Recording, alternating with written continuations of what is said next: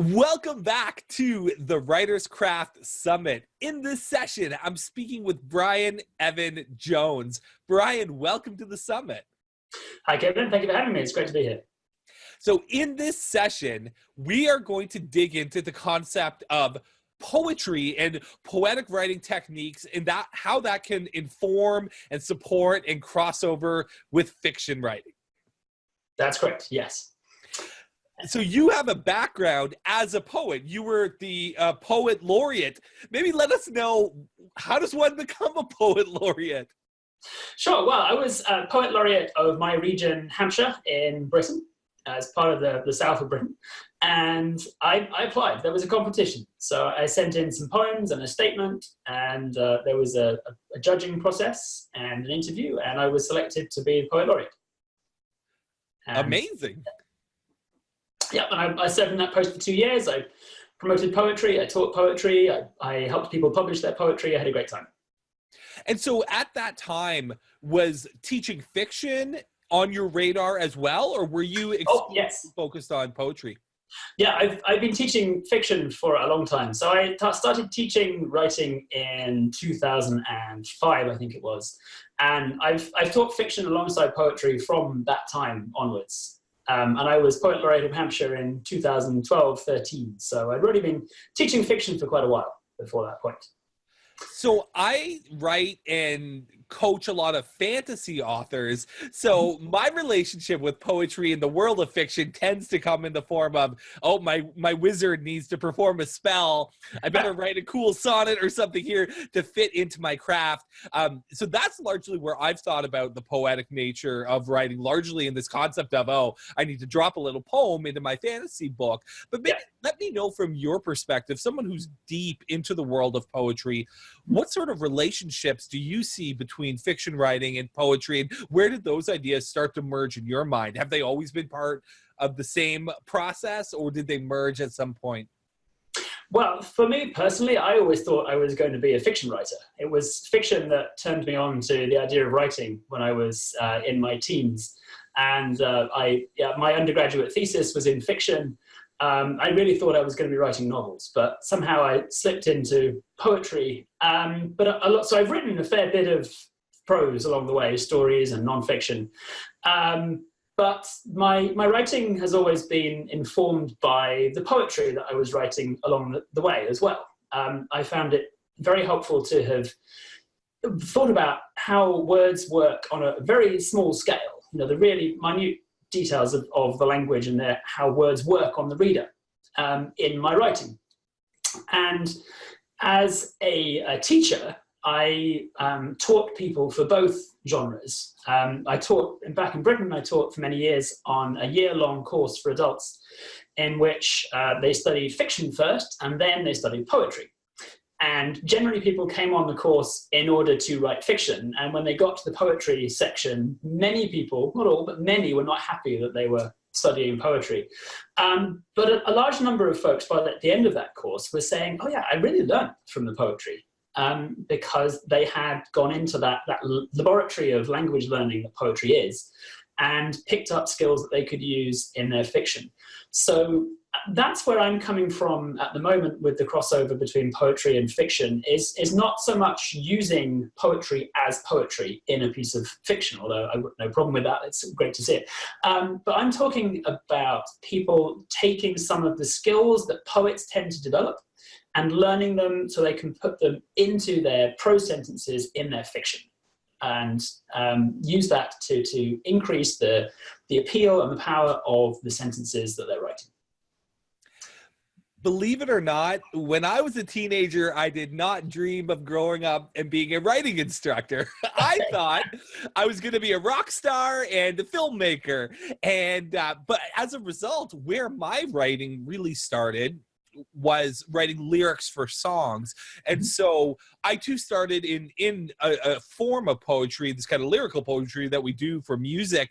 But I feel like sometimes the skills I learned writing songs carried over into my fiction when I think of things like rhythm or the need to both balance rhythm but also to break things up. You can't have a song that's just all verse. We need a verse and a chorus. And I feel like some of that subconsciously, though not very conscious, like though not I feel like it's working subconsciously in my writing, but it's never been something I've focused in on and been able to articulate. So I'd love to hear you. Maybe you could expand on.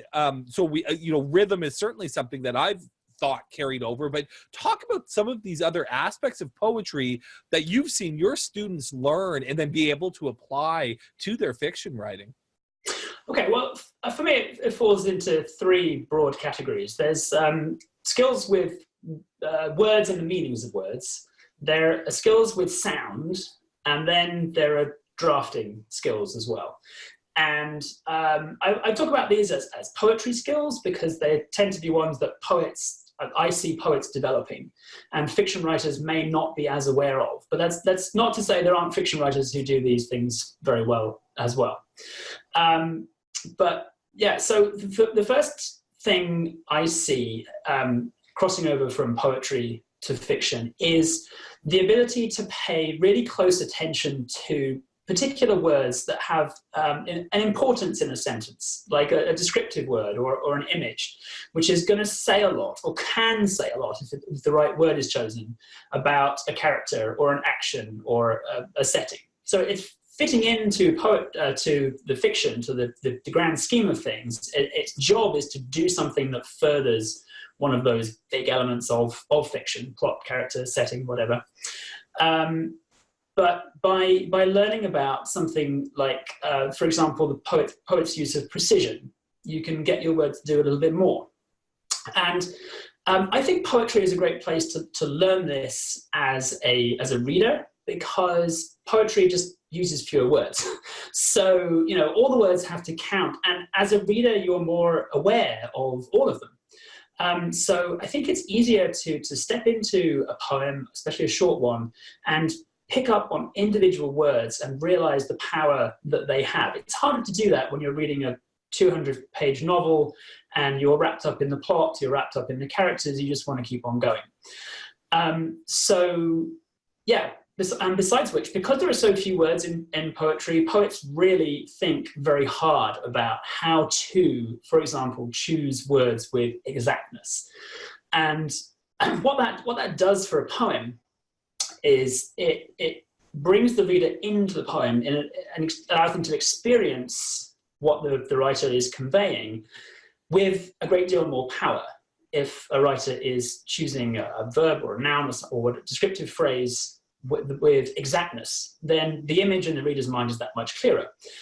And I know this is true in prose too, but in poetry it's vital. You've got to have people seeing everything that you can possibly get them to in your 20, 30 lines. So if fiction writers see that in poetry and then practice it, then they can take that back to their sentences. And I'm not saying that they have to choose every single word with that kind of level of attention, because that would drive you nuts if you're writing hundreds of pages or even a lengthy short story. But the ability to do it with the moments that really, really count, I think, is important.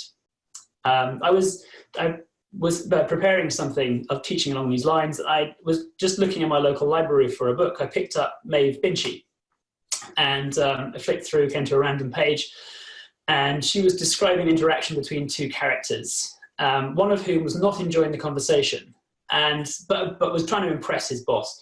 So, she said that he nailed on his smile.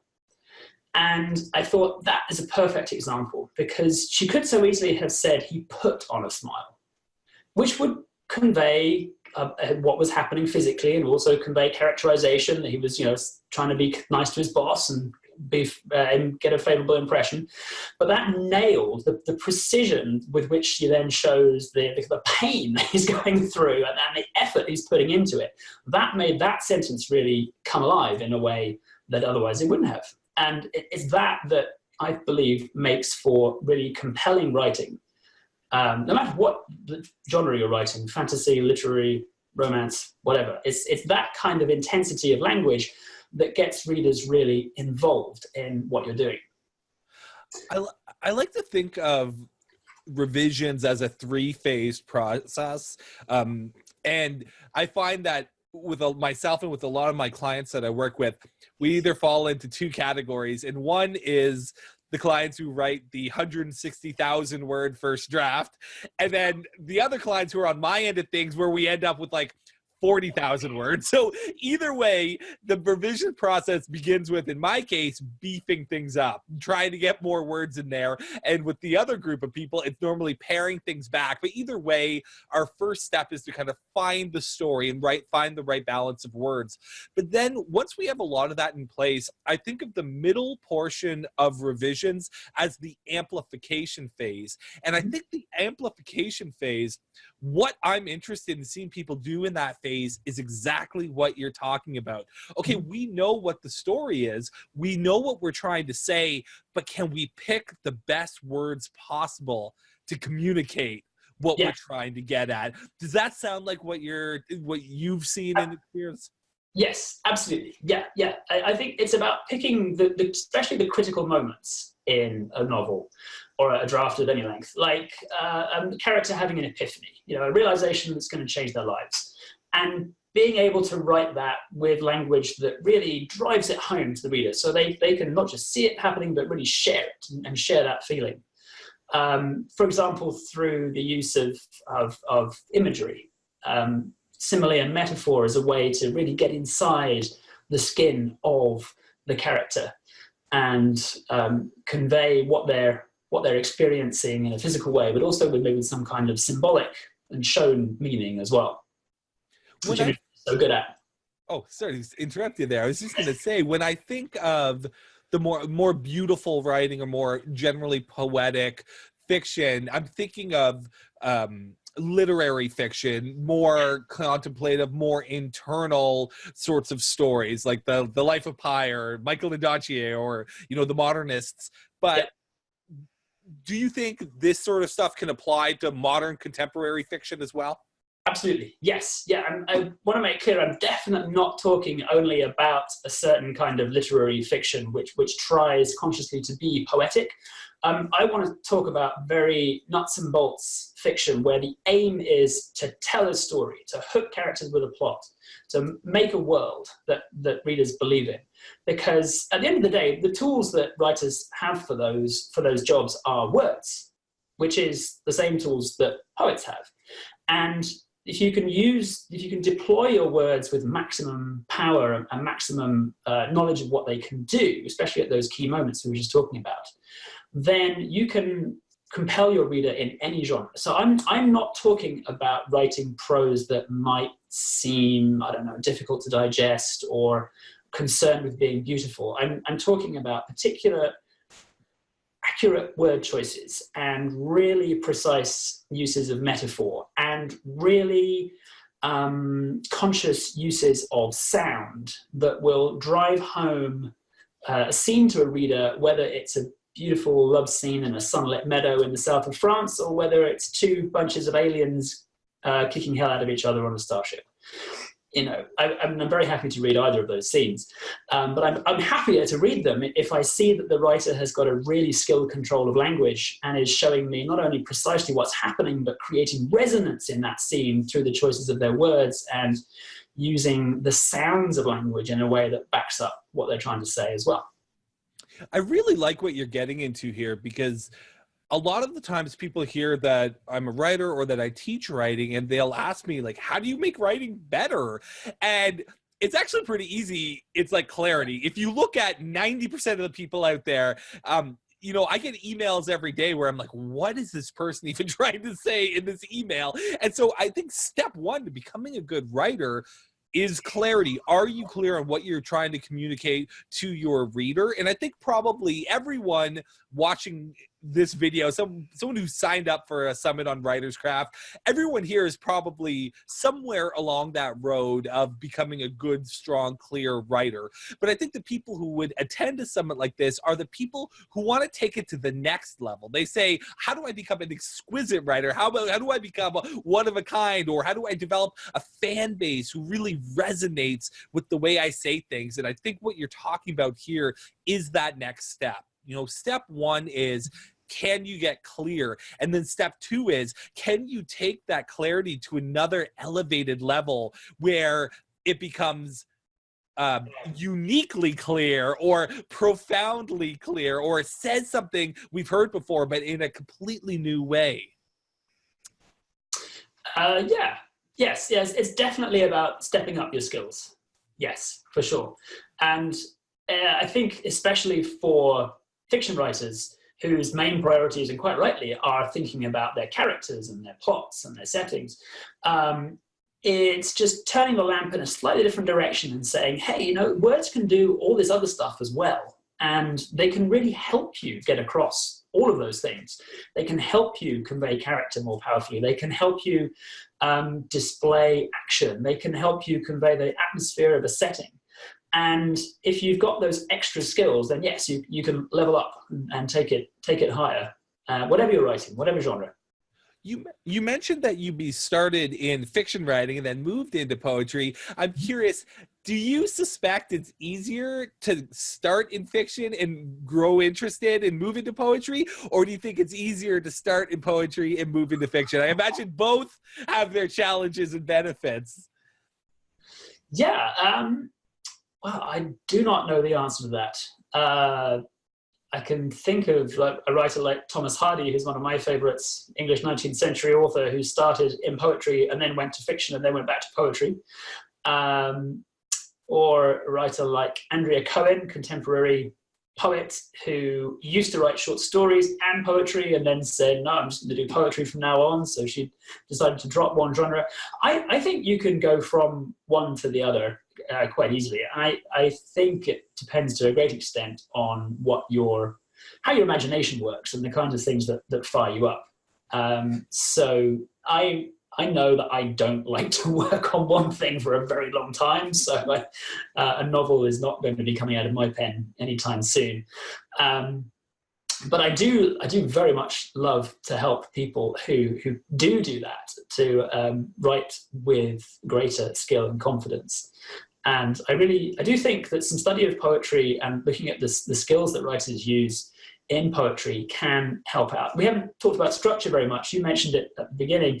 I think the challenges of poetic structure are an interesting one for prose writers. Yes, prose writers, fiction writers, because, poets sometimes tie themselves in knots with things like, all right, this line has to have 10 syllables and we have to have rhymes A, B, A, B. There have to be a certain number of lines per stanza and that kind of thing. And it all must look very odd, I think, to fiction writers. Why would you do that to yourself? Well, the answer is that actually those things are very freeing. Through setting ourselves limits as poets, we actually create ideas and stimulate our creativity to do more. And one of the things I'm interested in, I got interested in this particularly when I was teaching classes on NaNoWriMo, National Novel Writing Month, was fiction writers using challenges that are suitable for fiction in a similar kind of way. I like to think of them as, well, I like to think of creativity as being like a horse in a field. If you don't set it any challenges, it's happy to just sit there and eat grass. Well, stand there and eat grass. But if you give it a fence, then it will be irresistibly drawn towards the fence and want to jump over it. So if you set yourself challenges, then you can go further and higher. And in poetry, those might be some of the rules of poetry, but you can do some things like that in fiction. So you can play verbal games with yourself. You can say, right, in this chapter, I'm going to use a particular word 3 times, like maybe the word balloon. Or you can say, set yourself a character-based challenge, like in this chapter, my character is going to make a mistake. Or my character is going to discover something they thought they'd lost. And just see what that kind of extra constraint gives you in terms of energy and ideas. And yeah, go ahead. Oh, I think that's such a great point, because if you want an example of the power of structure, like just try writing a sonnet. Like every time I write a sonnet, I'm blown away by how awesome the rhyming couplet is at the end. It's like, this could be the worst poem in the world, but you force it into that structure and there's inherent power. Like that rhyming couplet at the end Yeah. just kicks Yeah. butt. And the same thing applies to like a character's object desire, or to story structure, or to polarity shifts within scenes, or causality within from one scene to another, or any of these sorts of things. These tool sets of fiction writer's craft, they are the exact same, as you said, like structure within poetry. They're there because someone has already done the work to figure out that there's power in them, and that when you use them, it makes your job communicating emotion easier. Yes, yes. And you can manipulate them too as well. So there are certain expectations you've got to fit within, like readers want there to be a conclusion at the end, so they know what happened. But you can also set your own. So poets create forms, writers can create their own ideas of plot. For example, at such and such a point, there has to be an explosion. So so you're building towards something, and you may not know how it's going to happen yet, but there's an idea there that you could pick up some strength and forward motion from. So if there are, oh, sorry, please continue. Great. Yeah, well, I think if you want to set yourself free, then set yourself some limits. Is a secret that poets learn very early, and I've seen fiction writers struggling with sort of the openness of what they're trying to write. It could go anywhere, and they say, and I'm lost. So I encourage them to set some constraints. It's not the rhyming couplet in fiction, but give yourself limits, and you'll discover your power. That's such a great point, because I mentioned right off the top, I wanted to be a rock star and a filmmaker, which was how I first started reading craft books. I was like, how do you write a screenplay? And in the world of screenplays, it's all about structure. By page 25, this needs to happen, and your screenplay has to be over by 120 pages. And there's all these rules that box you in, but then force you to be creative. And I think you're right. A lot of people who come right to fiction where there's less rules, or the appearance of less rules than in screenwriting, that can be overwhelming. And when you start giving yourself some boxes to work within, it can really stimulate those creative juices. Now, I know you mentioned you saw a lot of the people in your course thrilled to be writing fiction, a little intimidated about the poetry thing. So if there's anyone watching this and, they've done some work in fiction, but they've maybe stayed away from poetry up until now, they thought it was too austere, or they're too intimidated by it, or they think they would just never be good enough, or whatever, what would you say to someone who's watching this and perhaps intimidated by poetry up until now? Well, I'd say a number of things. I'd say you don't have to write poetry to learn from poetry. You can read it and still learn a great deal. Like I took a fiction class with a writer called Tom Payne in my MFA at UNH, and he's a fiction writer through and through. But every time we had a class, he would bring in a poem, because he was constantly reading poetry and thinking about poetry and learning from poetry. So yeah, you can learn so much from reading. And if you're intimidated by the amount that there is, then there are some great resources, like the Poem a Day email from the American Poets Society. The Academy of American Poets. You sign up to that, you get a poem in your inbox every day, and some of them you won't like, but when you find a poem that you do like, then you can search out more by that poet and start reading. The other thing about writing poetry is that there are a lot of things that you can do with it, but you don't have to. And the best, I teach in schools, I go in as a visiting poet. The best response I've ever had to my question from a kid, what is poetry, there's one kid who said, it's some words that mean something. And I said, yes, that is what poetry is. So if you want to start writing poetry, just start with some words that mean something.